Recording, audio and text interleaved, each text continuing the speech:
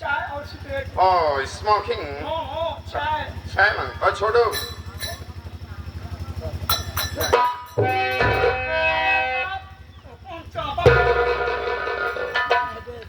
ये बता चीनी वाली एक बगल चीनी साले चीनी नहीं डाला मात्र 8.5 किलो डाला करता। अबे तुझे मालूम है कि मैं डायबिटीज का मरीज हूँ साले ज्यादा नहीं बात साले तो हाथ एक चाय में पिया साले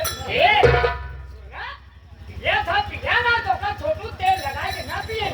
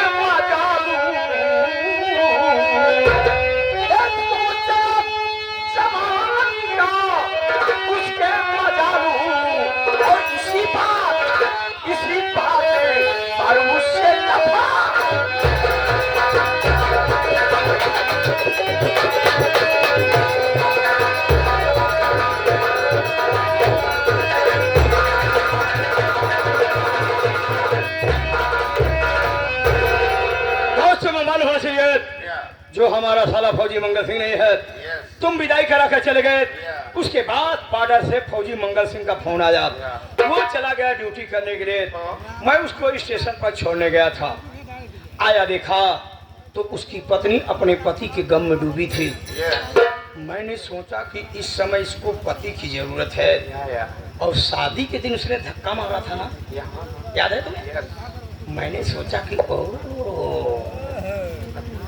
धक्का मारी थी इसका मतलब दाल में कुछ काला अपने पति के गम में डूबी हुई बैठी थी मैंने कहा भाभी आप क्यों रो रही हो अरे मैं हूं ना 1 2 4 बार उसको खोदा कहने लगी नंदोई जी क्या कर रहे हो नंदोई जी क्या जैसे रोगिया के मन भाव है वैसे वैद बता भाई इसका मतलब इसकी मरीज ये भी है एक बार साला काम वासना जगी अपने बाहों में भर लिया साली शोर मचाने लगी यार इतने में तुम्हारी भाभी रामकली आ गई एक हो दोस्त मैंने तुम्हारी भाभी को तो बहका दिया लेकिन अगर कहीं फौजी की पत्नी अपने पति फौजी मंगल सिंह से सारी कहानी बता दिया तो फौजियों मार मार के मेरे हड्डियों का सुरमा बना डालेगा कुछ सोच यार मुझे बचा मेरे पास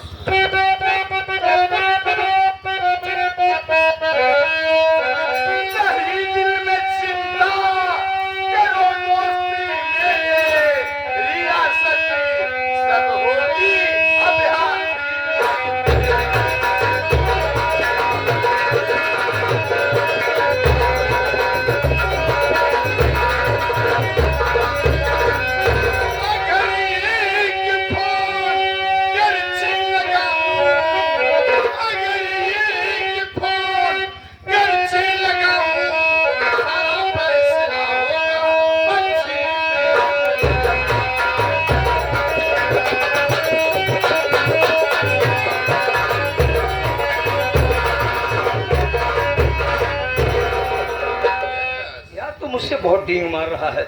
No. तू विदेशी मुल्क का रहने वाला इंडियन, तेरी तेरी बड़ी पकड़ कहां से बन गई कि एक फोन लगाने पे सारा फैसला हमारे पक्ष में होगा? Yeah. ये डिसीजा की खोपड़ी है। चल तू बता रहे अपनी खोपड़ी से। ये आके हमारे लाजी चाचा रिसीव करने को तुम हम जाता है जब जाना तो उससे कहना ये जो तुम्हारी पत्नी है बदचलन है, बदचलन है। इसको ऐसा करो अपने साथ में लिवा के जाओ, नहीं तो किसी न किसी दिन किसी के साथ भाग जाएगी, पूरी इज्जत की भाट लग जाएगी। इतना नहीं, मैं देखता हूँ उसका फोन हरदम बिजी रहता है, किसी न किसी का फोन आता जाता रहता है। मैं बोलता अभी तुम क्या कर रही हो? तो बोली तुम मेरे टुकड़े पता तुमसे क्या जरूरत। इतना नहीं, जब मैं घर पे नहीं रहता हूँ आता हूँ कहीं से देखता हूँ 2-4 लुखी लोग रहेंगे, लुखे लोग बैठे रहते हैं। यस, ऐसा कर तू फौजी की पत्नी का फोन नंबर हमको दे दो, मैं फोन करें। उसका नंबर है 9936 तमाम 032 032 9936 लिख दे, यस लास्ट में 32 लिख दे, जितना बचे 0 लगाता चला। अब मेरे कंप्यूटराइज को तू देख, बोलो। ये रहा फौजी की पत्नी का नंबर। अब मैं जा रहा हूँ फौजी को स्टेशन पर रिसीव करने के लिए, उसको लिवा करके आऊंगा। जिस कमरे में मोहनी रहती है, उस गेट के पास पहुंचने के बाद सिचुएशन को देखते हुए, हालात को देखते हुए, मैं अपने नंबर से तुम्हारे नंबर पे मिस कॉल करूंगा और उधर से तुम अपने नंबर से, अपने मोबाइल नंबर से फौजी की पत्नी के नंबर पे फोन करना। अब फोन में इतना जोर जोर गंदी गंदी बात बोलना ताकि फौजी मंगल सिंह सुन ले और यकीन हो जाए कि मेरी पत्नी वाकई में बदचलन है।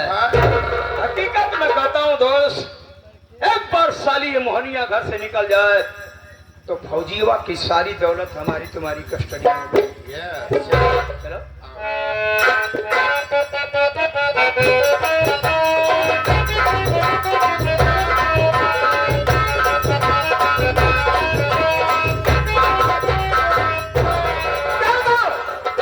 अभी देर हो गया और तुम्हारी का कुछ पता नहीं चला। सो जाओ, थोड़ी देर इंतजार करता हूँ, नहीं कोई साधन पकड़ के घर चलता हूँ। तो क्या बात है, तुम्हारी तबीयत तो ठीक है? क्या देख रहे हो? यही जो मत्थे पे लाल टीका लगा, इसे मिटा दो। तुम कहना क्या चाहते हो? जल्दी से इस पे कलंक का काला टीका लगा लो भैया। पहले मैं तुझे जो कह रहे हैं साथ साथ बोलो। मैं बता रहा हूँ, मेरी बात सुनो तो।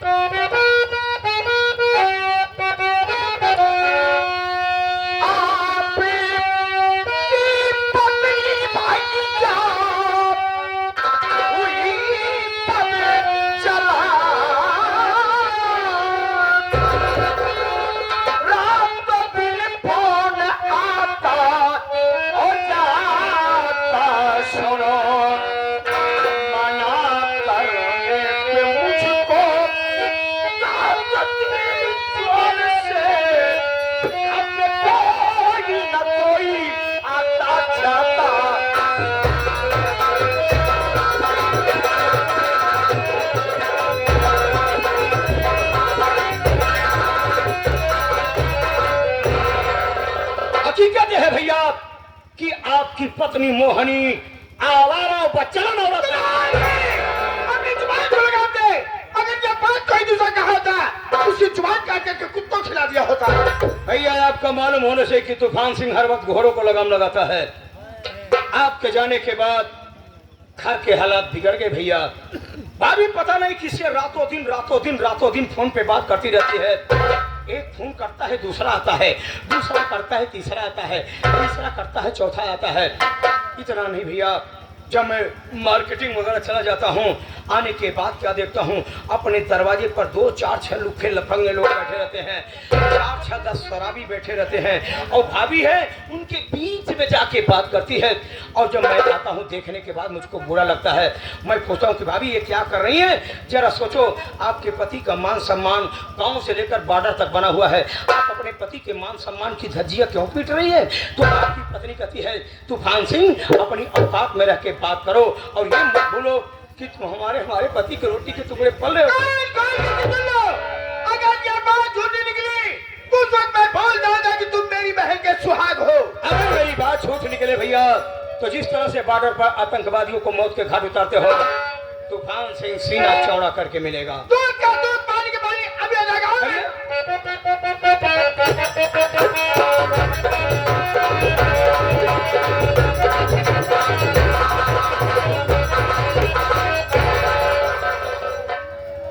हाँ भौजी, आप देखा थे बहुत खुश हो, हाथे में मोबिल ले हो। मोबिल, यही मोबिल तुम्हारे मुंह में डाल के ना एक एक मारूंगी, यहाँ से फर्रत से भागोगे। आपको साथ जाना। मोबाइल बोलते हैं इसे। हाँ। छोटू, तुझे पता नहीं ना तेरे भैया आ रहे। ओहो भैया रे, हाँ। तो तो खुशी की बात सुन, है। हाँ मैं उनका इंतजार करे और तू जल्दी से वो घर का साफ सफाई कर दे, नहीं यहाँ की बहुत डांटेंगे। हाँ मैं जाना साहब।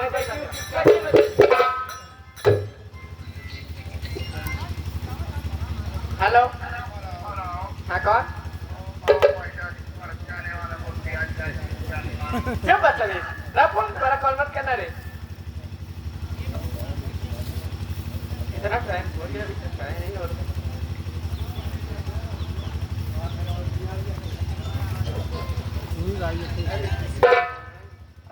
हेलो बेबी,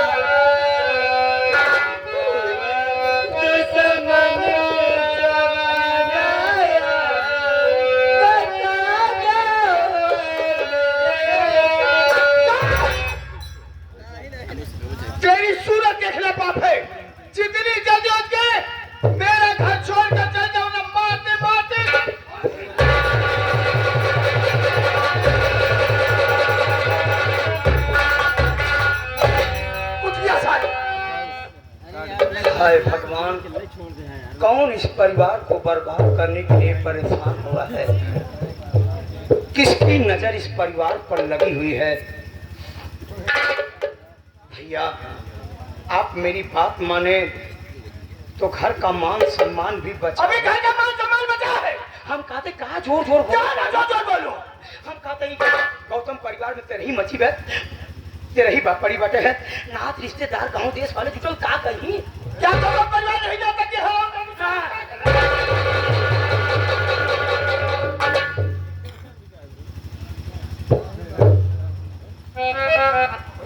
हम कहा ही है तुम्हारे सभी घरे दुआरे झगड़ा झंझट होत है। हम पूरा परिवार कभू नहीं आए थे। अगर कभू आई गए साई संजोग, अगर झगड़ा होत बा हम सभी झगड़ा छोड़ाई दे थे, लेकिन राज की मेहरारू मनसेदू पर झगड़ा हुआ था। आई बैठ बैठ सब क्यों मजा लेता है, हा?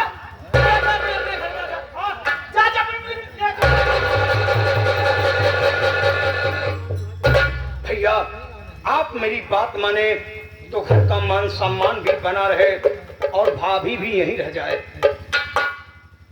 आप मेरी बात माने तो जिस हरामजादे वो प्रिया से बात करती है भाभी, उस सिम, छोटा सा सिम होता है ना, उस सिम और मोबाइल दोनों को आप तोड़ डालो।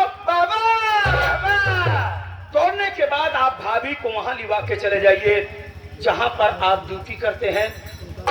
तब न सरवा सिम रहेगा न मोबाइल रहेगा, तो उस हरामजादे वो पिया का फोन कैसे आएगा, तो भाभी कैसे बतलाएगी? धीरे धीरे सुधर जाएगी। इसको दिया लेकर जाओ। अरे इससे कहो मिलने जाओ जो दूर चली जाए।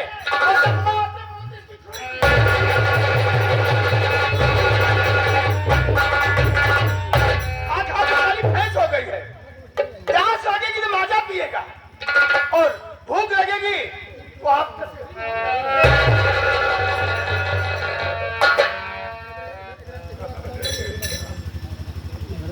भाभी पूरी जिम्मेदारी निभा पा रहा हूँ कि नहीं?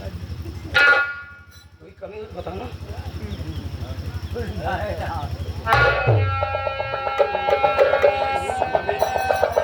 मुझे नहीं पता क्यों कौन था तेरा चाहने वाला था। राजू महाराज है, मेहरारू को मारे का मतलब गौ हत्या है। स्वामी जी घर आपका है, अगर आप चाहते हैं कि मैं इस घर में ना रहूं, मैं घर छोड़ के चली जाऊंगी। तू सब बता राजू, मेहरारू को नहीं जावे जितना नहीं करेगा। जाने से पहले क्या के हाथ जोड़ती हूँ, आपके पाँव पड़ती हूँ कि जाने से पहले एक बार मुझसे मेरी बेटी से मिला दीजिए। मैं अपने बेटी से मिलूंगी तो चली जाऊंगी, मैं दोबारा कभी नहीं आऊंगी। अरे तू कितना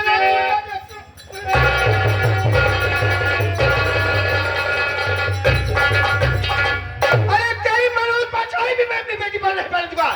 चली जा साली वाला पोटी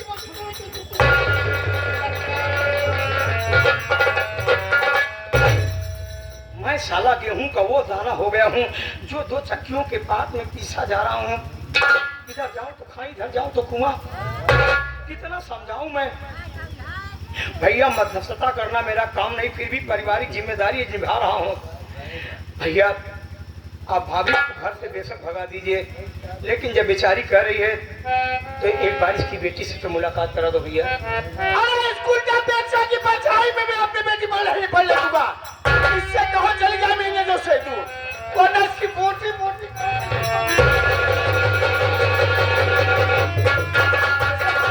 क्या देख रही है?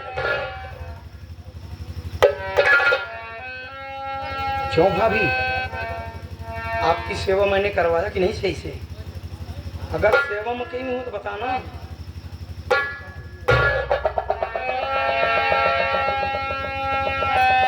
स्वामी जी मुझसे मेरी बेटी से नहीं मिलाना चाहती तो कोई बात नहीं, मैं चली जाऊंगी। बस जाने से पहले एक बार अपना पैर तो छू। चल से अब ये पैर छोड़, आज कभी नहीं कुछ क्या साली करके।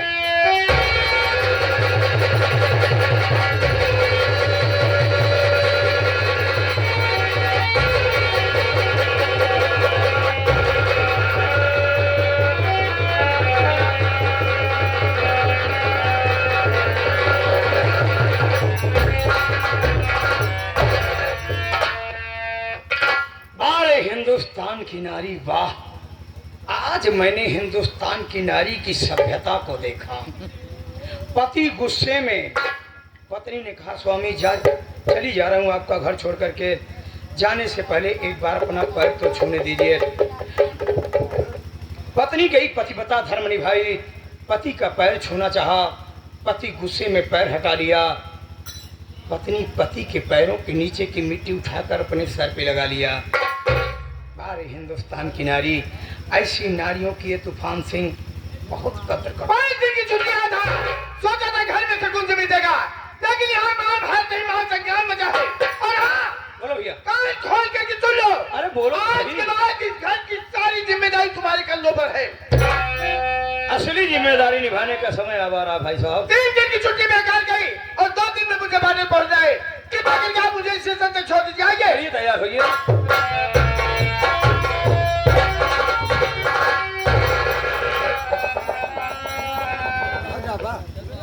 अब तो आप लोग समझ गए होंगे